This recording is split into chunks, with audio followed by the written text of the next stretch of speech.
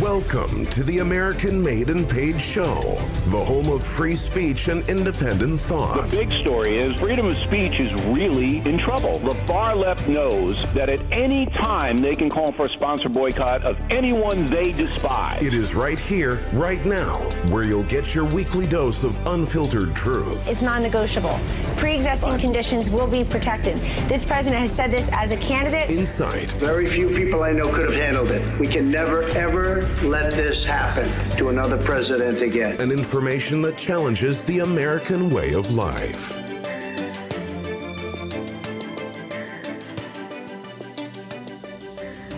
What I wanted to say, Professor Dreg, was the idea that, when we were talking about video games and Baltimore and all of that, that to tie it back to something that really spoke to me was the whole participation trophy, right? Say video games, we took the scores out, so now people are playing video games.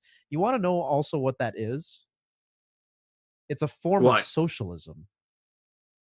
Yeah, exactly. Now let's dive into that. Exactly. That's what I wanted to bring to the table. It's a form of socialism. No, but you're exactly right. You are exactly right. This is what because people think of socialism as only economics, but it's not. Social. That's why, like the same. Okay, I wanted to dive into this more because I have a lot to say on this, and I know you do too. But social Darwinism is a thing, just like socialism can exist outside of economics. Participation trophies, that is socialism. It is. Yeah, exactly. Because it's a part of the conditioning. They want you to be conditioned to just accept whatever comes your way. Whether it's bad or good, you accept it as something that you did not earn or you had no part in it. Like, seriously, like if something happens, like let's go back into Baltimore. Okay. You got all those kids dying. And nobody cares because it's supposed to happen. It's literally that's like, who said it best? I think Christopher Nolan wrote that in The Dark Knight. The Dark Knight, I believe. Yeah, I think it was The Dark Knight. And his character, the Joker, literally said that it's supposed to be that way. When gangbangers get killed or somebody gets killed in a war, nobody cares because that's how it's supposed to be. Wow, wait, no, that's right. Wow, that just blew my mind. Yeah. No, but the thing is, that's what you have to do in order for socialism to work. People just, honestly, I don't know why, but, well, I got a theory why. But socialism, the social conditioning, the social engineering in socialism is so bad. Like, I don't want to say evil, but because there's a better word to describe it other than evil. But for right now, I'll say evil because that's the only, because it's like an emotional thing at this point. Because, I've been reading Genesis and I met this lady the other day, a businesswoman. And I swear to God, she's not a socialist, even though she comes from Vietnam. That's a communist country. But how she does things is very she's like a Christian if she woman, lives in America and she came from Vietnam, chances are but what I'm saying is chances are she's not a socialist. A lot of Vietnamese people come here is because they were running away from that type of stuff. Yeah, well, no, but the funny thing is she's in Vietnam, but she needs help. You know what I mean? Because I can't get into the details why, but so she needs help. And but in reality, she doesn't really need help because I already fixed the problem. So anyway, but just talking to her was fascinating because she's super rich and the people around her, like her community, all taken care of. Everybody works. So, and they're independent from Vietnam. So the government still tries to mess with them, but then they just pay what's owed to them, whether it's because there's right now in Vietnam, the Vietnamese leaders have been selling off to China, and the local Vietnamese don't like it. So there's like a big conflict going on there, and it's been going on for a few years now.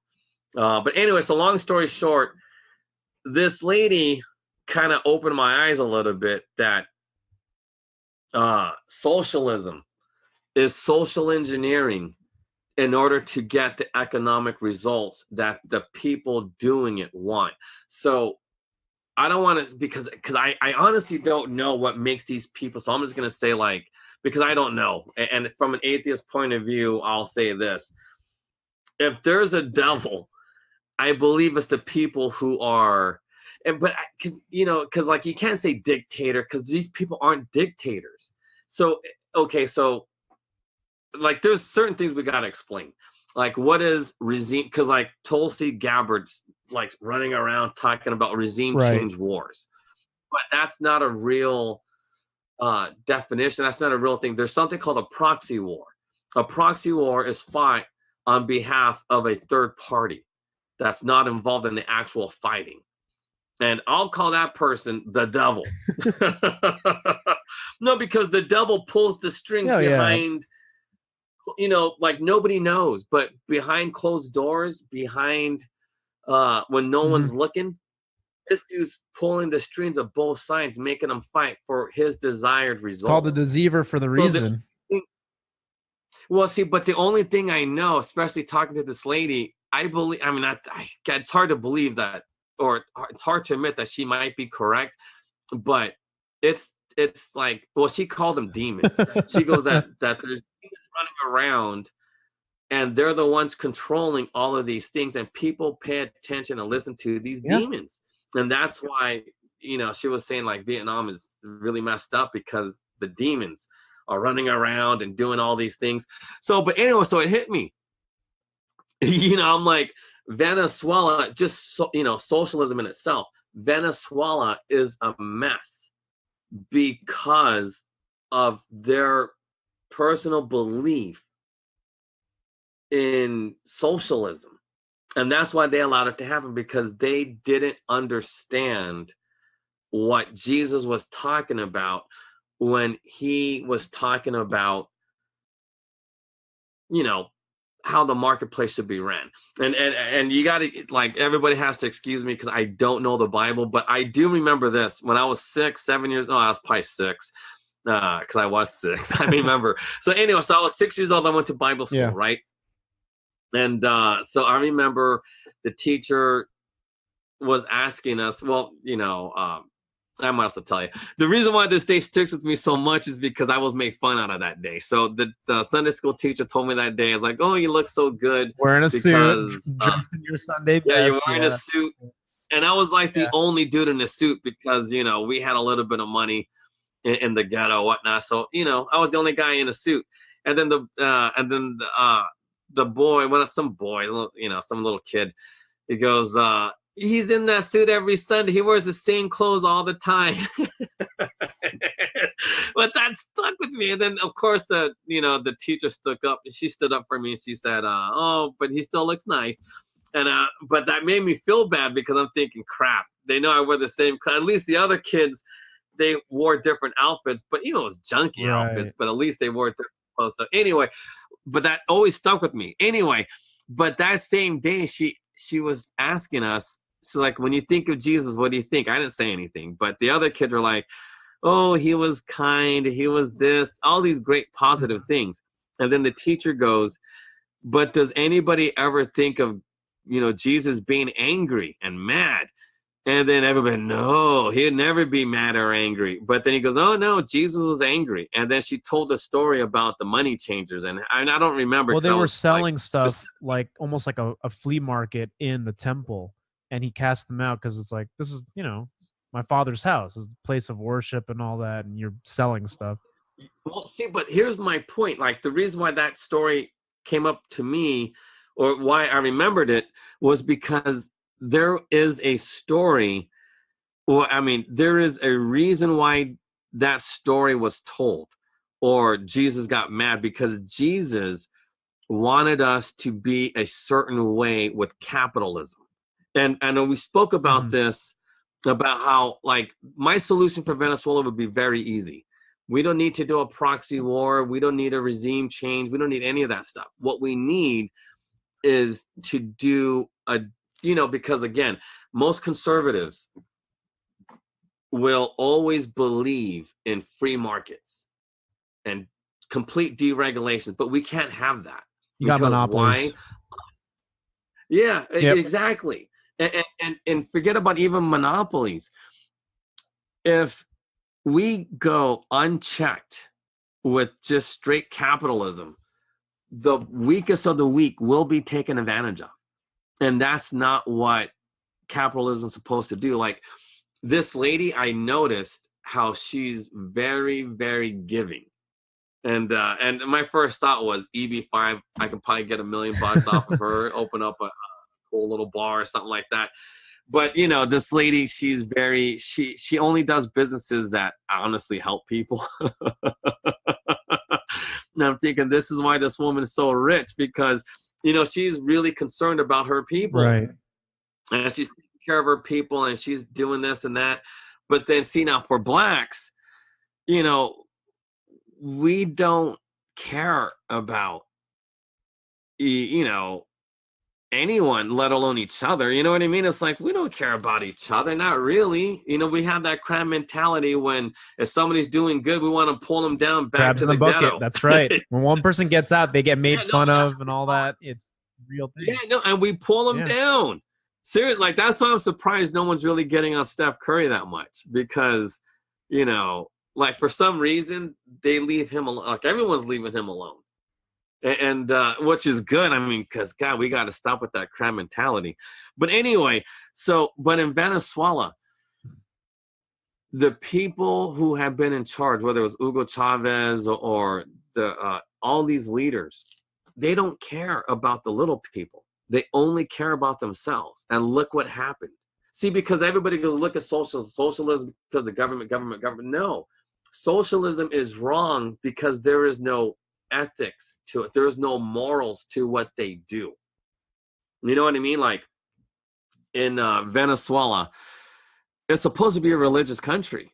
Everybody's Catholic, da-da-da-da-da. You know, like Louis Pasteur was Catholic. You know, and you know, how come the French are successful? Because they aren't like Louis Pasteur. He cared about everybody. That's why he was curing diseases. So I don't want to say God gave him that knowledge, but somehow, some way he was, because dude, Pasteur did things like when you really think about it, it's kind of like, how did Moses know? How did Pasteur know?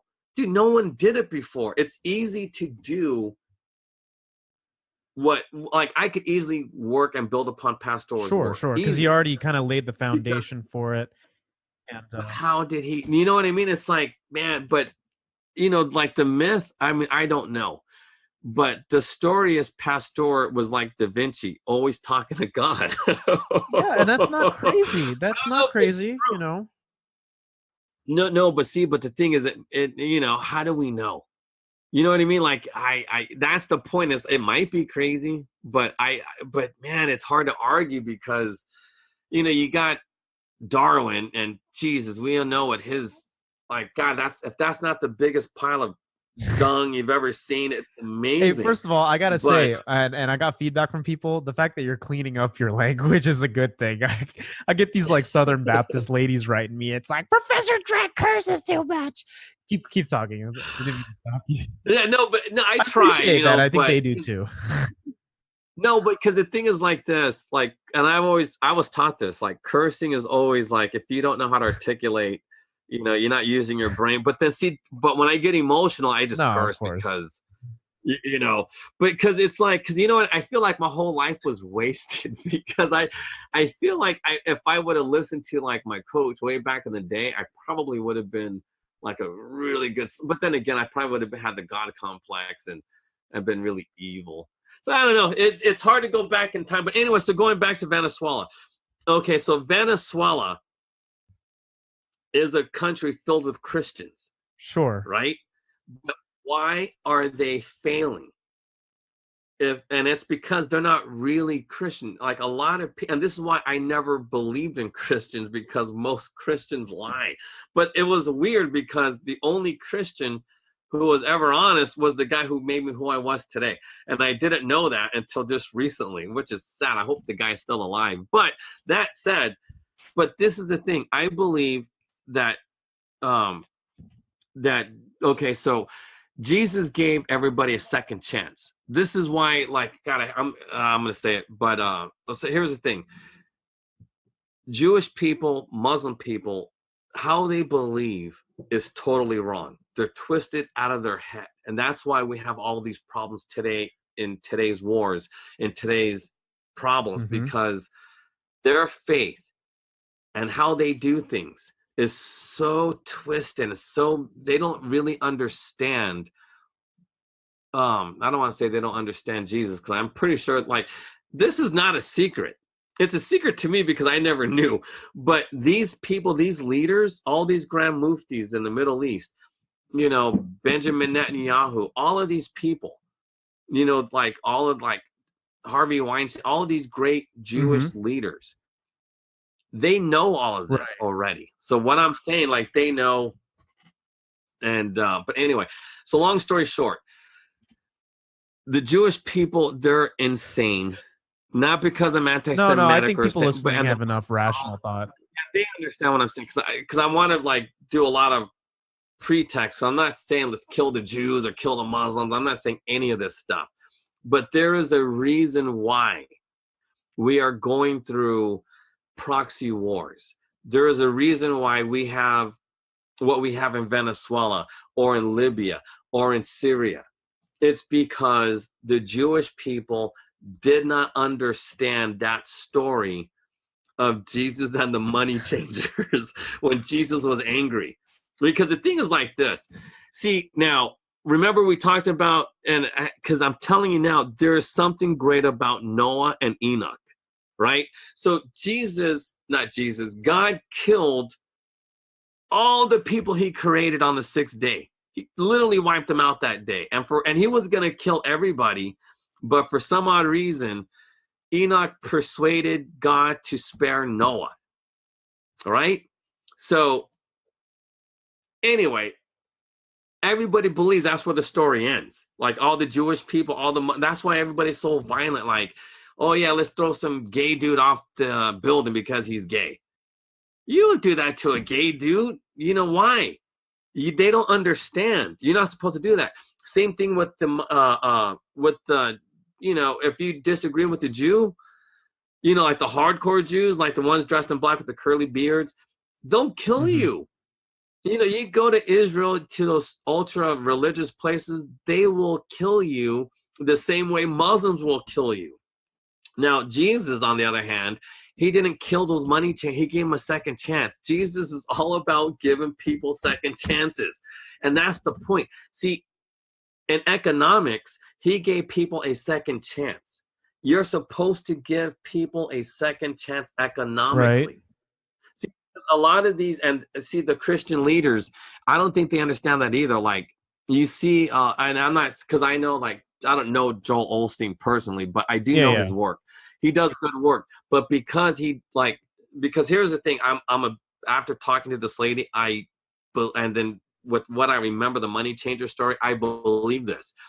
Capitalism is supposed to be free markets, but at the same time, you have to look out for the weakest person. Like, you got to take care of your retards. You got to.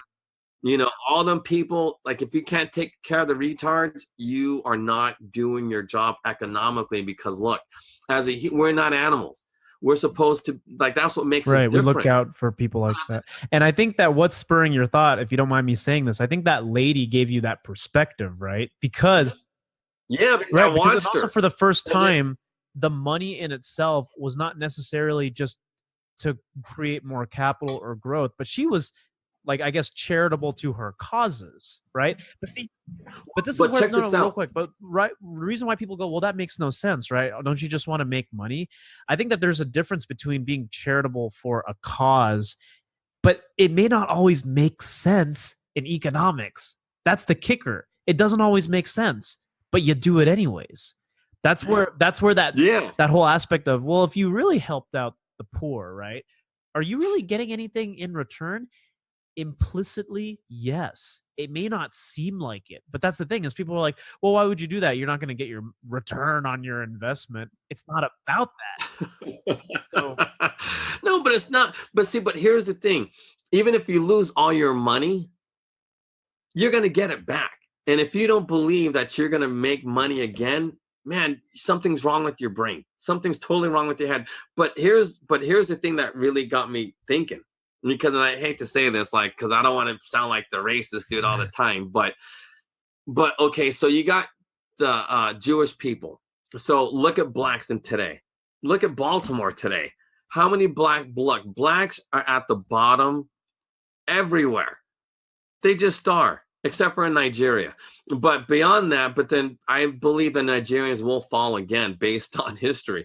But look at how blacks are the first ones to have the word of God or something like that. They turned their back on God. What happened? They totally, look at them. Look at us. Just look at us. Just look at how we are as black people. But what happened? We were freed from slavery, but we turned our back from what Jesus and that money changing story was all about.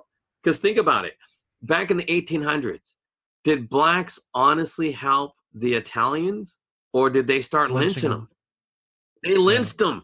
That's the thing. It's like, come on. And like some of the things, like, because here's the thing, slavery ended.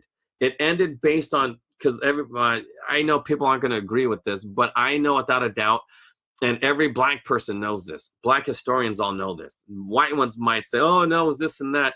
But no, it was the spirituals, it was the Christian songs that the black people sang, and the white people involved in the Underground Railroad, like the blacks and whites working together, those Christians sang those songs, but the fake Christians, like you see in Venezuela, went over their head. They did not understand what was going on because they didn't know. Because they don't see, because like if you're a real, like I believe if you understood what Jesus was saying, you would know that slavery was wrong. You just know it, because you can't have free labor. You just can't.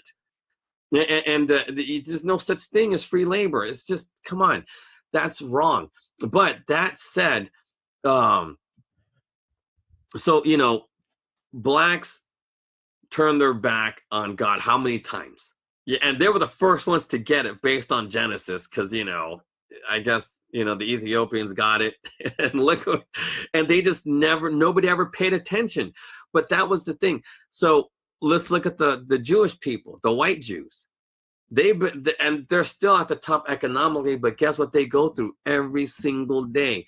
They face the threat of elimination because, again, they don't understand the second chance aspect. See, because will there ever be peace in the Middle East? Like, no, because they're Muslims and Jews. And I hate to say things like this, but they will always, they're going to fight until they wipe each other out, because they don't understand the concept of turning the other cheek. Like, what does that mean, to turn the other cheek? Does it mean to be like all gay? No. It's not. It's like the opposite of gay, because like that one guy, my coach, he wasn't gay and he wasn't womanizing, but he was strong as an ox, and he was very charitable. Like, he opened up his home to us. He had his people give us rides. Like, dude, they would drive us back and forth to LA, to San Jose, for track meets or whatever that we needed. But that's what real men do. And see, was he poor? Was he broke? No, he was taken care of. He had a house. They had houses in LA. They had houses in the Bay. And Venezuela, they don't understand that concept. The Jewish people don't understand that concept. The concept of when you're making, like, you got to make as much money as you possibly can. Sure. Right? You have to. But you have to do it the right way without taking advantage of other people. And that's why socialism is so strong, because socialism is based on the government or anybody taking advantage of another group of people. That's how it's done. See, Jewish people, they believe that they're the chosen ones. So, if you're not really a Jew, guess what? This and same thing with the Muslims. If you're a Muslim, guess what? We got to kill you because, you're the enemy.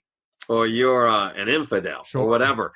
And that's not how it's supposed to be. You're supposed to be thinking about life with the second chance concept. So in Baltimore, I'm not from Baltimore, but growing up, when we were doing our crimes and being chased with people with guns, how come they never shot us? Because they were giving us a second chance. You know what I mean? They gave us they gave us tons of chances because no one ever shot us. You know, they might have shot up in the air to but they didn't actually shoot you to kill you or anything. It was just to give you another. Yeah, but they were giving us a second chance. That's the whole point. See, the whole money changer thing was about second chances.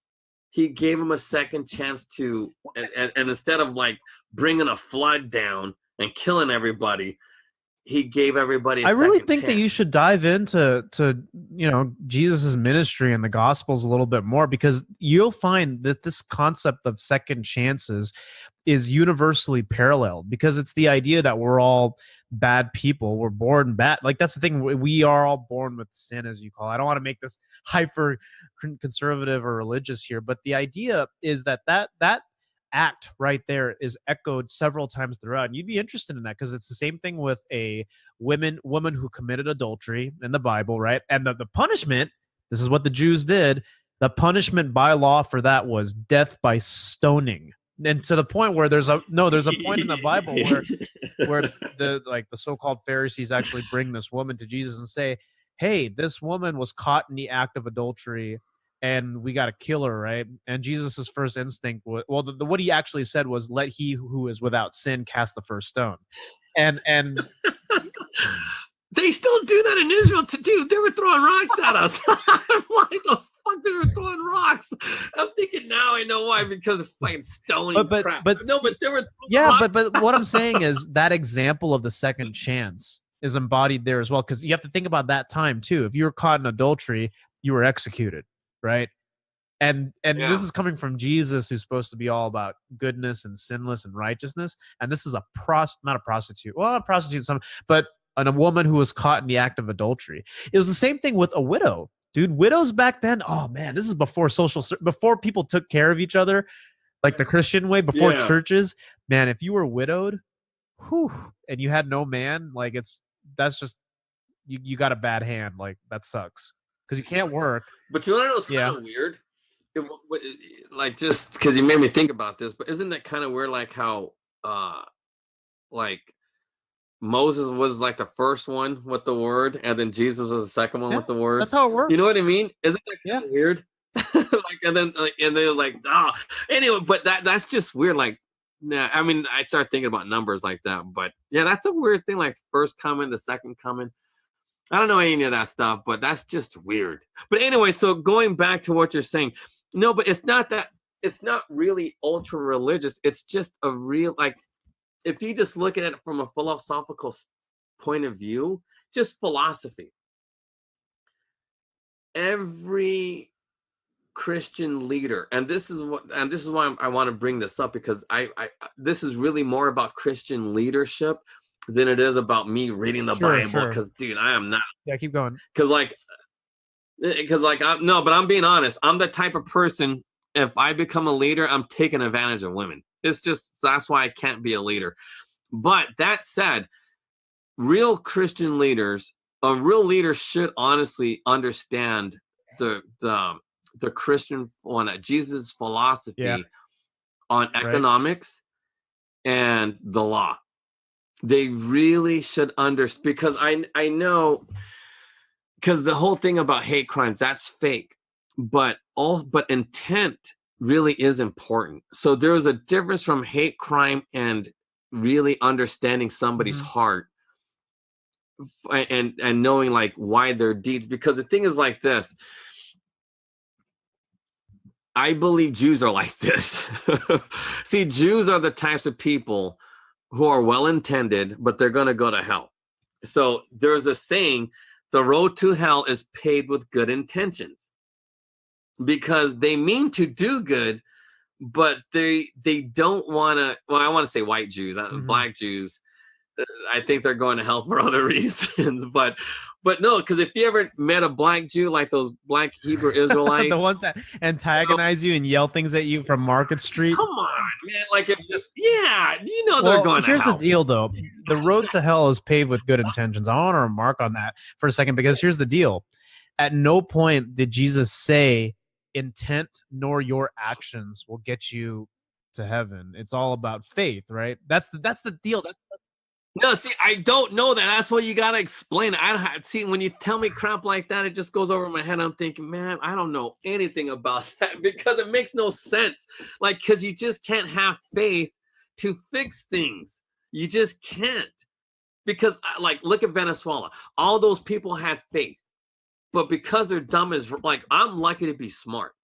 I'll give all the credit to God for that, because if it wasn't for my smarts, I'd be like another Venezuelan or another Mexican or another Somalian, just, just dying, waiting for handouts. But here's the thing, like, serious, like, faith, like, it can't just be faith. Like, I'm telling you now, it's because, see, you're lucky that your faith is real. Like, I don't know why, but for whatever reasons, you understand what Jesus was talking about.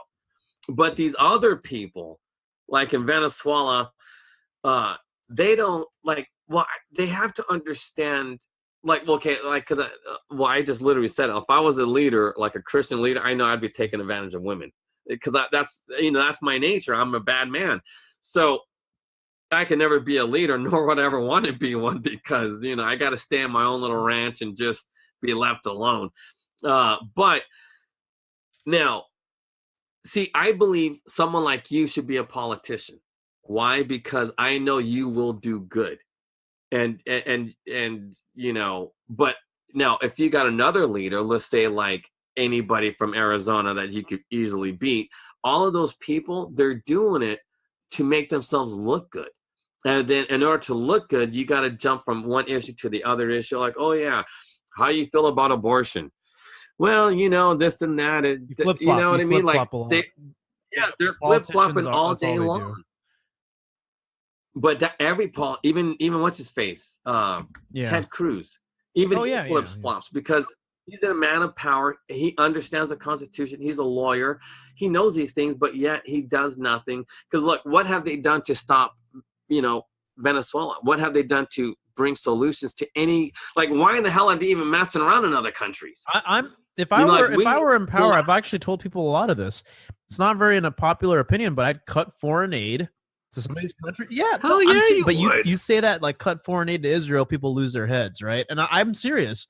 I would do that. I would take America to more of an isolationist sovereign state, literally. I mean, maintain military for security, but like, stop messing around in Libya. Stop messing around in these other countries. Why do you need to go and dethrone other dictators? And think, like, that's the thing. America thinks it has a savior complex. A savior complex where the intention, unfortunately, supersedes the action, which leads to inaction. That's what I like to say, because it's kind of like, well, we're helping them out by, getting rid of communism in Vietnam or Saigon back then, right? And then now it's just like, well, you got all these dictators like Gaddafi and all that in these countries. So we're just going to go in and do it our ways, and that's the thing.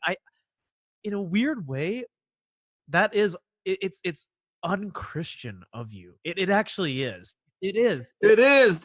But that's exactly what I'm trying to tell you. I know it is. You don't go messing around with other people, and not that if you don't believe in our thing, we're gonna bomb you. That's a form of. Yeah, that's not what we're called to do. You don't go and, like what you described with the Jews and the Muslims in the Middle East, fight each other and kill each other for that. No, really, that is not the goal here. You don't go there and bomb people because they have belief systems that are different. But I know that the road there is, it's for resources, it's for power, it's for leverage. It's what our government does. It's the only reason we stake our claims out there. But it's funny though, because you have that opinion, like, because I've heard Mark. I don't say it because I know it. Even for conservatives, dude, like all these people that lobby for foreign aid, I'm not for it. I'm not for it. No, but here's the thing now. Mark Levin, I heard him say this the other day. He would be against what you said because he's a conservative. He's like the conservatives' conservative. So he would say, what's up with all these Code Peak Republicans who are like now anti-war? But here's the thing, and he's a Jew. Wait, Mark Levin's a Jew? Oh, yeah. Dude, Levin's a Jewish name. So, but that's my point. So here's the thing. Jewish people they lust for war. And I believe that God punished them for that. Look, and I'm telling you now, if you look at the history of the black people, what are they good at? Fighting. They've always been a fighting people. You go anywhere, it's always a mess because they never learn to turn the other cheek. That's important because you know what? And I hate to admit this, because I always like to think of myself as like this super strong, but dude, you know how many times I have to rely on other people's mercies for not killing us? Because sometimes you just take a beat. I'm thinking, oh, please let these guys have mercy on us. Just, you know what I mean? But then, I would always assess. And I always, like, if they have a faith in Jesus or something, like, you could always talk, like, you could always talk yourself out of a good beating. Because they're always, some way, somehow, like deep down inside of a Christian, they don't like violence because like my brother is like one of those born agains, but then see, I don't like talking to him because he's just way too Christian. You know what I mean? But I remember my brother was built like an ox, and that some dude just hit him with a full blown ring and everything, and my brother's head didn't even move. Didn't even fight back. He was mad, but like serious, like if he wasn't with that one, his wife at the time, he would have just went crazy because I know my brother. But now my brother just like whatever, and he was like, yeah, it's not a big deal, and just walked off. You know what I mean? And but anyway, my brother's like because like the thing is like most Christian dudes I find him really off-putting. Well, there's no, but I don't find you off-putting. But I actually know exactly the types of people you're talking about, like overly scripture heavy and all that kind of stuff. And I get it, but I'm like that too. But I know that if you want to talk to people about Christianity, you don't do it through shoving it down their throats. It has to be, and you're going to agree with me on this, it has to be through your actions. Intentions is BS. Like, because Christians that are in politics have good intentions, or so they say. But actions are the most important thing. Like, I was always told, even by my dad a long time ago, it's like, dude, you really think people are going to read the Gospels, just because you tell them to? No. They're going to see it through your actions. They're going to see how you treat other people. And then they're going to go, well, what makes you so different? This is what makes me different. That's how it works. And I think that's how true Christianity is through your, it's your mindset, but it's also how you act. Because everybody has this, and I hate to say it, but these Christians have this holier than thou type attitude, right? Where it's like, yeah, you got good intentions, but your actions say otherwise. But funny. Okay, but here's the thing. I'm not kidding you. This is but don't take this as a compliment. This is just a fact. Okay, so my brother, he doesn't understand the Bible. He read it tons of times, but he does not understand it. He doesn't have the ability to understand. Because, dude, it's complicated. The book is complicated. I don't know why, but for some reason, you can understand it. There's very few people I have met that could understand what is written in that book. It is a complicated book, and I honestly don't believe it was intended for everybody to read. I'm convinced that it was like a secret book that only very few people could read, so they could decipher and then use those philosophies or those lessons or the laws and apply it the right way. Because now you got tons of people who don't understand it, interpreting it in their way, using it to their own purposes, to fit their own needs, which is why we got Jim Jones or that other cult we talked about the other day. Yeah. Because, like they don't get it. They don't understand. Like, because, from the previous hour, we were talking about, men and boys and this and that, feminization. But here's the thing. Women are masters of all, not masters, they're a jack of all trades, which means they're good at a lot of, like, remember how we're talking about multitasking? Men can't multitask, but women can. But women, and I hate to say this, but I'm going to, but women cannot master anything. You know what I mean? I mean, this might sound crazy, but hold on. women can be extremely good at that, but not really, because think about this. And they're like, what about all these female surgeons and stuff like that? Yeah, but but believe it or not, the top of every field will be a whole group of men, and then you'll see like the top 50 top surgeons, maybe one or two are women, not because of this or that, because we've had female, there is no glass ceiling to Right. break based on ability. Men dominate in the fields of surgery. Why? Because, women are a jack of all trades. They're built for multitasking. When you're multitask, you cannot master one thing. So now for leadership, for some odd reason, it says in the Bible, this is from the Bible, but I get it. Like, I totally understand why women aren't supposed to be preachers, because it's so freaking hard to understand that Bible. It's not easy. And so, no, but think about this. If you're going to have a kid and all this other stuff, and come on, you don't got time for that. You don't got time to master the Bible if you got to raise some bratty kids. You just don't. So, I know people are like, oh, this nigga, what the fuck's he talking about? But it's the truth. It's like women, see, that's why there's an illusion that women can master something, but because like men can't multitask. Men are not good. Like, I won't trust a guy who's good at two things because I know he can't do it. You know what I mean? It's like, come on, now it's either, you know what I mean? It's like you can't do those things. You just can't. Stick to what you're good at, and master it. And that's the thing. And it's like, but people don't want to master anything. They want to be like, oh, I'm doing this. Oh, I'm doing, no, very few people like, and I mean very few. There's like maybe 50 people on this planet that can master two or three things at once. Because look at Dr. Ben Carson. For whatever reason, he is a neurosurgeon. He's a master at that. But as a politician, he's mediocre. You know what I mean? And I think that as I get older and I start to develop myself, personally, in my growth, I find that that's more and more the case, where I think that our culture kind of shows us that you get the shiny object syndrome where you just want to do a lot of different things. And the problem with that is, and this is consistent over time, it's actually very evident in college students who are indecisive. It's true. You can just look at this, right? As opposed to a trade where it's focused. So here's the point I'm trying to make, and I think you would understand this. Because of that, what are we also pushing forward when you have a lot of choices and you learn a lot of different stuff, like say college, you get a degree and it's kind of in one thing, but it's kind of a mixture of a lot of things.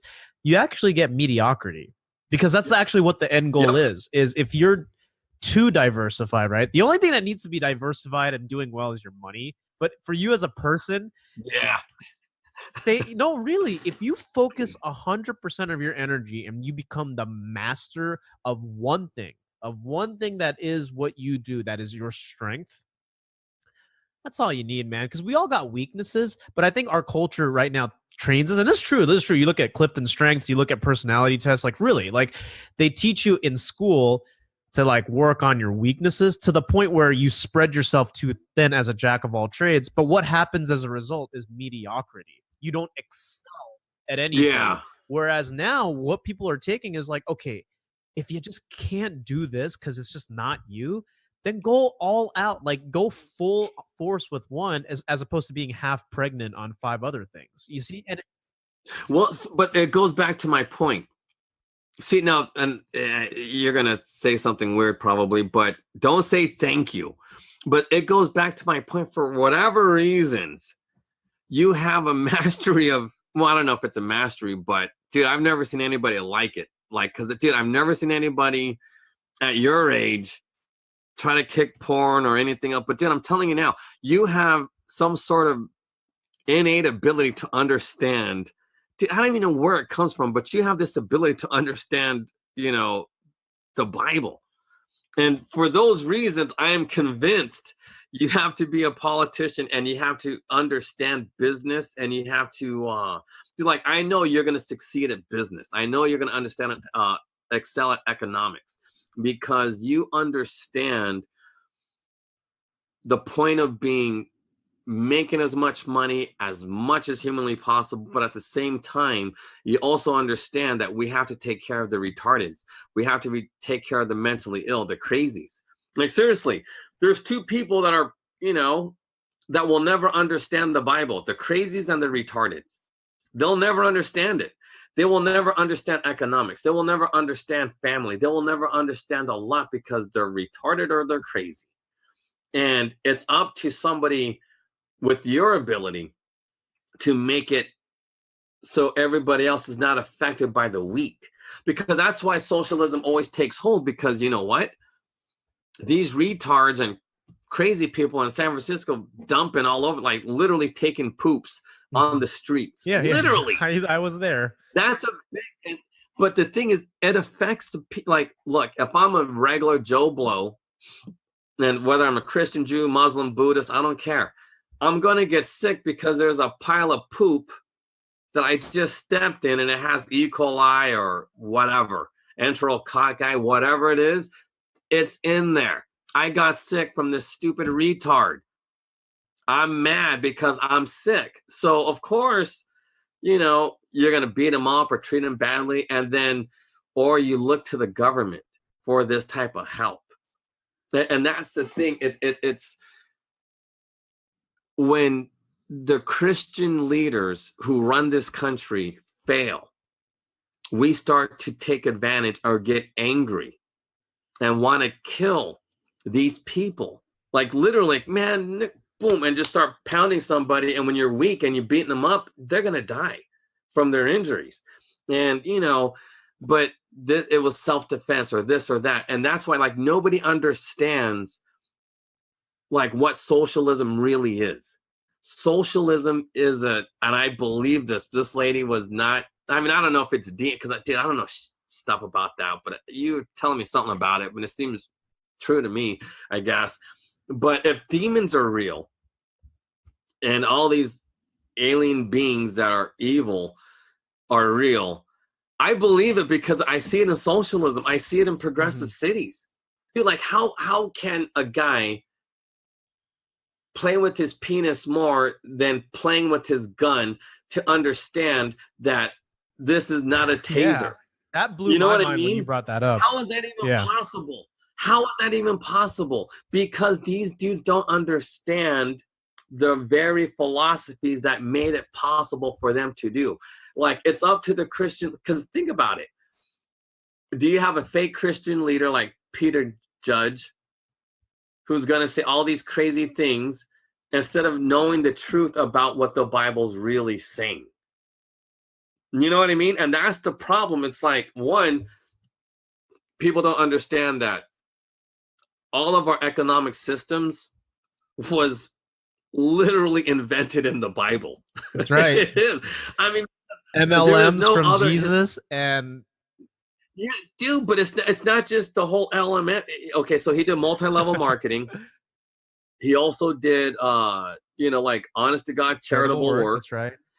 But he also was amassing wealth through not just through multi-level marketing, but he was also able to amass wealth through sovereign principles of, getting trade for services without money. So, like, he understood the value. I mean, because he did both. Like, dude, like, how can he do both? But it's insane. Like, he was like, dude, it's amazing because it's like Sarah Breedlove, Madam C.J. Walker. She was a hardcore Christian. She understood multi-level marketing. So, like, she's not given credit for starting MLM. I believe she was the first person in this, because they say it came later. But if you look at her business model, she was the very first one doing it. Not Avon, not Mary Kay, not any of those people. Not the other ones, Amway, none of those people. It was her. She was the very first one. But her downfall was her lack of charity. Right. And that's what ended up getting her in the end. Her family, not her personally, she was charitable, but her family. It's because when you get to the point where you're down and out, right? Especially when it comes to generational wealth, that actually inevitably happens. You have to remain that way, Like, in my opinion, Paris Hilton's only got 10 years left. I'm just 10 years Yeah. tops. Like that money is, if she has kids, it's gone. Like it's just Yeah, because she was Yeah. lucky that she was able to turn it around, but I don't think her kids I are don't. going to Well, turn that's it what around. I'm saying. I don't think it's going to happen. Yeah. No, you're Yeah. right. I'm just reiterating what you're saying. Like, yeah, that's exactly. No, you're right. Because see, here's my thing. I believe your dad gave you your faith, but then your faith and your understanding is probably a lot better than your dad's. Because I don't think your dad was this knowledgeable at his age, at your He age. didn't become a Christian until he was in his 30s too, mid 30s. Yeah, see, no, but dude, I'm telling you now, like, I believe that, well, anyway, because I don't want to get into this weird, like, no, this just sounds weird. But anyway, but the thing is, just like Man Up CJ Walker, Paris Hilton, the children are always better than the parents, but only if the parents are able to instill that seed Agreed. in them. Because if you look at Venezuela, you look at Baltimore, it is an absolute mess. Why? Because it's a bastardization of Christianity. It's not real Christian ideology. And broken families without ideology. the parents to make the kids better. Well, not even just that. It's like, come on, in Venezuela, they don't help their own poor. They kill them. You know what I mean? It's just what they do. It's like, it's not like, dude, Venezuela is like any other African country, even though it's in South America. But dude, South America is like Africa. It's just a bunch of crazies running around. And like those drug lords, they all claim to be Christian, but dude, they ain't helping nobody but themselves. That's just how it, so it's in the Bible. It's like, dude, you guys believe like the Jewish people. It's just that's not how it's done. And again, everything I'm saying is not anti-Jew. It's just I'm just talking about their philosophies. The philosophies of Jews is not good. It's not correct. There's a lot to learn. There's good things, but ultimately it will lead to destruction, because you have to be able to be merciful. You have to be forgiving. You also have to be charitable, but you also have to know how to make money. Right. Seriously. And usually, usually some people always like, and that's the problem. I know you agree with this with even some Christians, right? It's like they know how to do all those good things, but some of them don't know how to make money, and some of them don't know. Dude, they don't. They expect there the handout. Are some that are, but they're few and far between. Dude, like every black guy is a Christian, but they want handouts. That's the problem with the Christians, is they want handouts. Dude, it's like, come on, what happened to the heart, like the Sarah Breedloves of the world? What happened to the Christians who used to be like proud to be rich and charitable, just like boom. But they weren't so proud about being charitable, but they're proud of like looking good and having a good family, like, you know what I mean? And they would, like, there's nothing wrong with flaunting your wealth. There isn't. You know what I mean? But but that's, I mean, maybe they should be proud about being charitable, because a lot of times Christians give and nobody knows. And that's why they think they're just greedy bastards. Well, I mean, you know what I mean? It comes down to the question of, if you're being charitable, right? Are you being charitable because it's hip to be charitable, because you want to win, I guess, the so-called praise of man? Or is it to actually help people and glorify your Father in heaven? Like that's the question, right? Because a lot of people hey man, if you're Bill Gates, dude, and you start the Bill and Melinda Gates Foundation where you do a lot, hey. And that's like, people look at it and go, wow, these are rich people and they're just giving so much money to other people, so they must be good people. But here's the thing. When you're at the point where you're Bill Gates and you basically just have stupid amounts of money, like it's like it doesn't even it doesn't even put a dent in you. So we have to always kind of think about that too. It's like, for who's but here's the problem with Bill Gates, is that he's not in charge. Because man, this reminds me of Dane Cook.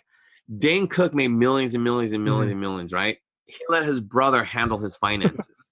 His brother ripped him off, stole all his money.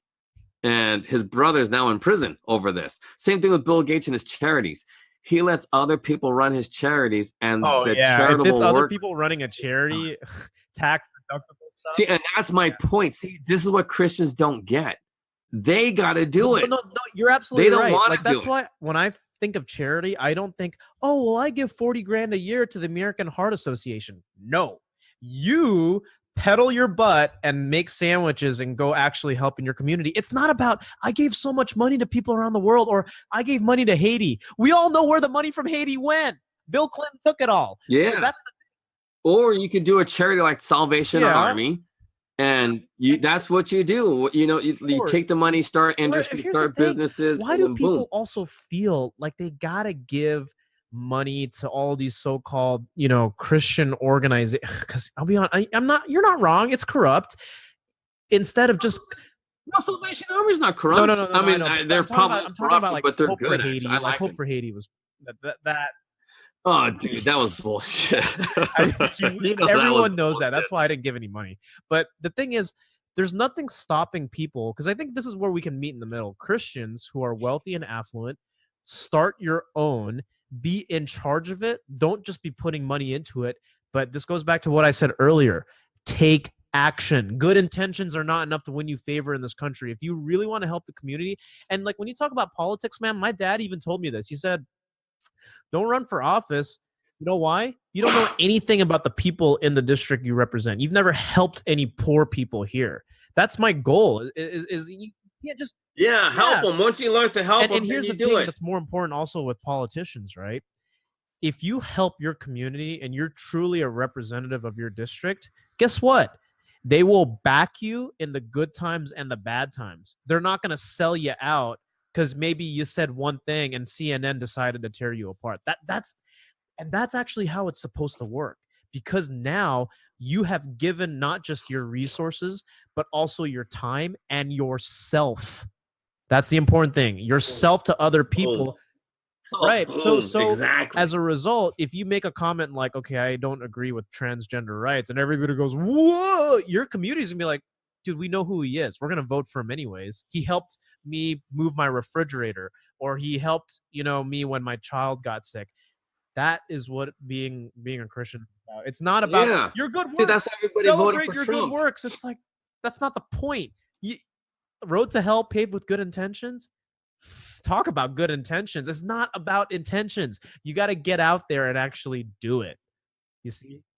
Well, it went horribly wrong, but I intended to do well. That's seriously, that's what it means, because it always leads to hell. And that's what socialism is. It's hell. Everybody intends to do well, but it literally leads to death and destruction, suicidal behavior, just death. Cops, but think about it. Cops killing people who are unarmed because, Jesus, like when you really think about the mess that we're in, it's going to take a lot to get out of it, but the solutions are simple. The solutions are simple as hell, but it's going to take a lot of work to get out of it. And, in a nutshell, the solution is this, and I think this is a good ending point. The solution is people honestly need to understand what Jesus was saying in that money changing story. That's a good point.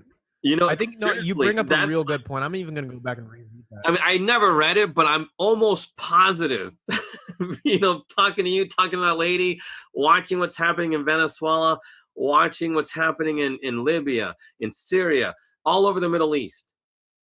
I am convinced without a doubt that Jesus had some kind of, I don't want to say a meaning to it, but there was a lesson to be learned with that money changing story, like about giving chances, being charitable, being all these things, being rich. Like he doesn't care. Like, go, dude, make all the money you want.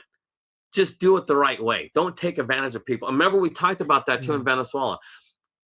If we made all American companies, and all foreign companies, franchise out to every country. So no more can you just be a company and, just use another country for cheap labor. You can't do that. From now on, what we should do is like with Coca-Cola, you make the Cokes in Venezuela and you can only sell it in that country. Only the people there, but then you still pay a franchise fee. Every year you cut Coca-Cola 10% off. You limit how much they can make. and why? Because you got to let the other people in those other countries develop They have to thrive. themselves. Their economies cannot. They have to do it. And but that's why Jesus was the multi-level marketer, because that's how you do it. Like, you allow these people, and then they start to understand what Jesus meant. You know what I mean? It's like, oh, I get it. Boom, boom, boom, boom, boom. Now that they see how it's supposed to be done, now they could start doing their own businesses, and they don't have to rely on an American franchise or a German franchise. They could do their own products based on, because the thing about patents and stuff like that, I got it. The inventor should always get something for it. You know what I mean? Like the guy who invented the telephone, or the guy who invented the internet. Yeah, they should get something for it. But you don't need every single penny. You know what I'm saying? Like, you don't need $1 trillion. That's not, is a thought really worth that much money? It's just an idea. I mean, in all honesty, it was probably found in nature anyway. You know what I mean? So it's like, so I get it, but patents are inherently a little evil when it's because it always leads to exploitation of other people. So if you have a patent on something, you have the ability to go ahead and create a monster war where it's led by a proxy type of person pulling the strings behind closed doors. And that's why I kind of like Savage too, because although he might be Jewish, but I something about Savage is special, because all his research, dude, he gave it away for free. He didn't get paid for that. And so everybody, dude, you know how many people made money off of his research? Everyone. Dude, seriously. And although Savage is a millionaire himself and his kid does Rockstar, I know, but I don't. But it's the truth. You know what I mean? He was still rewarded with a bunch of greatness in his life. Although he's not a Christian himself, he's still, I don't want to say he did Christian philosophy, but from an outsider looking in, it kind of looks like it's a Christian type of philosophy that Savage employed in his own education and given away his research. You know what I mean? And that's like a Jesus thing to do, because in theory, Jesus was a Jew. Of course. But he was a special Jew that understood what God was talking about in the Genesis. You know what I mean? Like, he honestly understood why those people needed to be destroyed. Right. And they needed to be destroyed, because if not, there'd be no planet left. And now we're kind of like at the point in today's history where Venezuela is kind of like what Noah was living through, or because it wasn't really like Sodom and Gomorrah, but it was economics. It was what they were doing to their livestock. It was just a lot. Like, Venezuela's a mess, dude. Like, it's insane. Oh my God. But and I look at San Francisco, it's kind of like Venezuela. Dude, I saw some dude last night eating through the garbage. I'm thinking, man, you know what I mean? It's like, come on. But he was crazy as hell, and like, he couldn't even talk to the guy. And I'm thinking, gee, this guy doesn't belong here. You know what I mean? Like, he really belongs inside a hospital. And but anyway, but again, because like I said, we don't have any leaders. And like, obviously, there's no religious. All the leaders in San Francisco are atheists. You know what I mean? They're like me. They're just, they're their own gods. But then we're places where there are like the Christian, like Savage is not a Christian, but he is the best example of a Christian that I know. You and him are the two examples of Christians that everybody should follow. Because think about it. Why did he give it away for free? Because he wanted to help everybody. And he was rewarded with not just his books, his radio, but also in business. He backed, I'm against the UFC, so that's not Christian, but you know what I mean?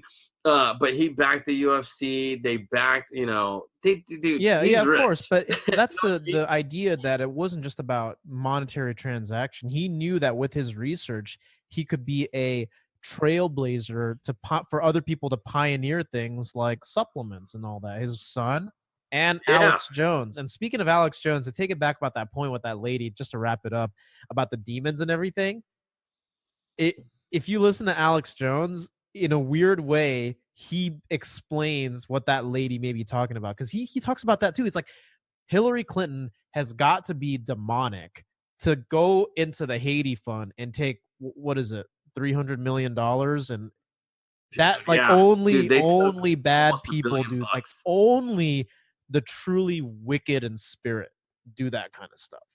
Think about how bad No, that but is. Like, it's just no, but people really have to understand that. yeah. Because you know, it was weird because we were talking about this, not we, you and me, it was me and somebody else were talking about how people starve to death.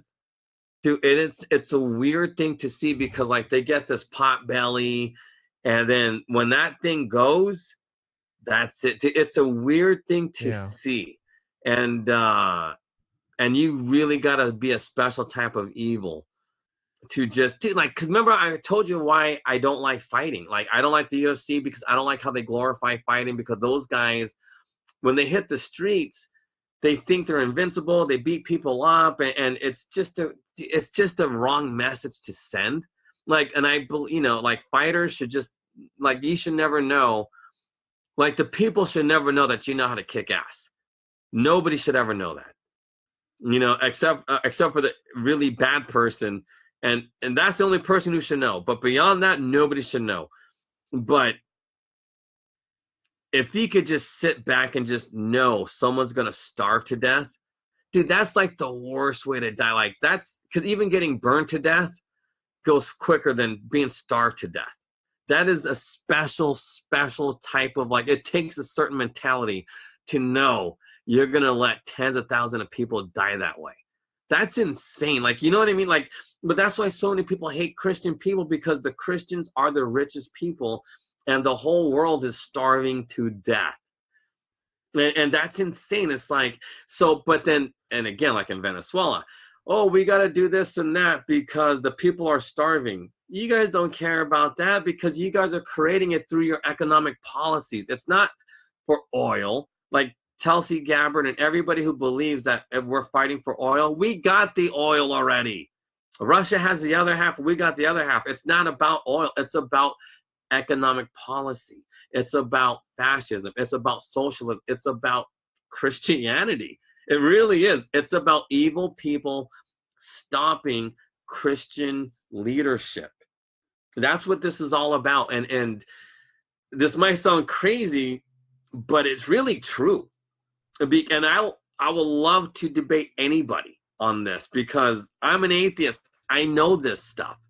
I know about atheist behavior because I know myself. I know myself better than, you know, it's like, how do I know so much about atheism and socialism and communism? Because I would be one. I would be the perfect leader. In fact, I could probably do it now if I wanted to, but I'm not. I mean, honestly, that was my direction. I was going to be a great political leader, all these things, and be a puppet master. But now I know it's wrong, because like I never really, you know, because it didn't really, I don't know. It's a weird thing. But that said, I get it. And that's why it has to be I don't want to say because Savage ain't Christian, but it has to be someone like Savage, someone like you that understands the philosophies of what Jesus was saying, because he didn't just say it outright. He didn't write it because it takes, and there's a reason for this. The reason why they do things like that, because they want true leaders to step up. If you can understand it, then you should lead, because you're the one that's going to be like what your dad told you. You're going to be the one helping your local communities, because if you can't help the local community, you cannot help anybody else. You can't. It's an impossibility. They look to you as an example to fix their own community, because if it worked in one space, it's going to work for others. Just like Hitler looked to and the people, oh, that's not true. Oh, it's very true. If you look at the other end of the spectrum, Hitler looked to the Grand Muftis, the Muslim, and they looked to Woodrow Wilson to how to destroy the Jewish people. The Nuremberg laws came from Jim Crow and nowhere else. And Yeah, even Hitler exactly. thought That's how that they did those it. laws were too racist for his take. Isn't that crazy? Yeah. He actually- No, but that's why he needed the Grand Mufti, because the Grand Mufti helped God, I him guess spiritually. That's the thing, man. It's like it's all tied. People are like Nuremberg laws, segregation, which eventually led to genocide. Because if you think about it, if things weren't stopped, right, that is the eventual thing: is death. Death of the inferior, death of the weak, death of the people who don't have a home field advantage. Think about it, right? And like that's the thing. If Hitler had been stopped earlier with his intentions, then you could have avoided the Holocaust, and that's obvious. But that's the progression of progressivism. It started with Yep. segregation, with Nuremberg laws, and that came right out of Jim Crow. It came right out of the Well, not just that, but remember, without spiritual guidance, he wouldn't have ever done the Nuremberg laws. He wouldn't have done it. And you got to remember, if it wasn't for the Grand Mufti of Jerusalem telling him it's okay, it's okay, because it takes it's a special okay. kind of evil to fix Exactly. But that's how. And guess what? To this day, the Muslims have never been punished for World War II. Never. They still have everybody else: Japan, Italy, Germany, but not the Middle East. They're still running around with their little proxy wars, and even the Jewish people, they're back, doing their thing, talking crazy. But that's what thing, see, and remember we talked about that. The Nazi belief was a bastardization of Christianity. It really was, because Hitler was a Christian, but because he didn't understand it, he was able to be influenced by a Muslim. And that Muslim cult got into his head. And what did he do? He killed the enemies of the Muslim. That's what he did. That's exactly what he did. And then he used socialism too, because that's part of the religious part of thing. the And pitch. so it's but that, because you cannot separate the two. You cannot separate economics from what Jesus was talking about. You can't. It's all the same, because like people think of it as a religion, but it's not. That book is a book of technology and ways to live your life. That's what it is. I'm telling you now. It's not like, a religion based on, what do they call them when everybody's doing rituals? It's not about rituals. It's about learning how to manage the world. How to live. Yeah, but as a world, as a people together. So, because I'm telling you now, based on what I'm reading in Genesis, I honestly believe God really wants us to go to heaven. But not like, but not like through death and going, you know what I mean? Like, I honestly think he wants us to figure it out, but in a way, not like in the Tower of Babel way, but in a way when we're working together, kind of like how they used to pray.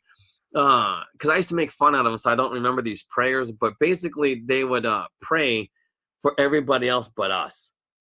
Because dude, we like, seriously, in 4 years we never lost with my group, and dude, we never lost. And so, because like a lot of people, they when they hear sports, they go, oh yeah, all those Christians praying for this and that. I said, yeah, but my guys, you know what, my team, they never prayed for us. They always pray for the other people, like, oh, let them, like whatever you were saying. Like, I was just too busy laughing. And but that's why the Samoans are scared of me, because they're like, oh my God, he's gonna go to hell and da, keep him away. But anyway, my point is this. Well, going back, thinking about like the Christians from an early life always throws me off. But the thing is like this. Religion, I believe we just don't understand it. The Bible is very specific with how we're supposed to live. And we're supposed to go to heaven based on how we take care of the weak and how we succeed. Like, we're supposed to thrive. Like, I believe God wants us to do so well that one day our technology is going to make us go to heaven one day without even dying. You know, like we'll be able to go there and da-da-da-da-da, and because that's what he wants. He wants to be in some kind of Don't know weird about that, but yeah, okay. paradise. Yeah, no, but because I know this is like a physics thing, like everybody like in who understands like the multiverse or talks about things like that, they believe in these multi-universe, and it says in the Bible that there's all these like the heavens, like there's an S to that, so there has to be a multiverse somewhere, and it's the same thing with time bending. So God, you know, allowed this guy to go back 24 hours to go ahead and kill somebody. Right. but the reason for that killing was, you know, because the dude was a bad guy and da-da-da-da-da. But that's my point. Once we figure out because why were we punished? Because we wanted to do all these things, take shortcuts to go to heaven. But I don't think we're supposed to take shortcuts. It's hard work to work with other people different than you, or to take care of the weak when they poop on their streets and poop on them. Like, we got to keep them clean. How do we keep a guy who poops all the time clean without getting angry? See, that's a test from God. Like, those are all tests. So we're able to do all these great things with tech, but how do we take care of our weak? How do we take care of our animals? Once we do that to his perfection, or whatever that he wanted us to do, then it's like heaven on earth. And then we're able to go, and then we'll have communications back with God and whoever Enoch was talking to, because maybe Enoch wasn't talking to God directly, but he was talking to somebody. Somebody gave Noah mercy. Why did they give Noah mercy? More than just what Enoch said. You know, who are these angels? You know, who are these spirits that everybody's talking to? Who are these people? So they were good, because if we could accept that there's evil people running around controlling Clinton and all these, then there has to be somebody also equally good. And that's what physics is all about. We're trying to figure out what all these, like, come on, time and this and that. Like, there's like, my mind will blow up just thinking about it. But think about it. Every second we are moving 18 miles and we don't even know it. There is some invisible hand moving us 18 miles every second. But yet we can define it, but we don't understand it. Once we understand these things, I believe we can do things that is only in the Bible. Because some of these things in the Bible defies all laws of physics, defies all laws of math, but it was done. I know it can be done. Because it makes sense. Like, when you understand why God moved the time back 24 hours, why God destroyed everybody, it makes perfect sense. It really does, because, you know, it's just, yeah, I mean, I don't want to get into religion or my well, wrap it up with your final whatever, thoughts, because we got to end this. But Yeah, that was my final thought, was just, we need leaders. Like, it's really, it falls back down to Christian people. They have to understand what Jesus was talking about in order for us to end this crap in Baltimore. You know, they don't understand how socialism works through social engineering and through economics. It's a combination of both. You cannot separate the two. Once you do, you're screwed, because what happens? Then instead of socialism, you're going to have fascism, or you're going to have communism, or you're going to have something. It never works if you take the spiritual philosophies of Jesus out. It just won't. We tried the Jewish philosophies, it won't work. Try the Muslim philosophy, it won't work. It will not work. It never does. It never does. Well said. Well said. Yeah. Anyway, well, thank you for your thoughts, Professor thoughts. Dragon. Thank you guys for listening again. We'll catch you guys in a later episode this week.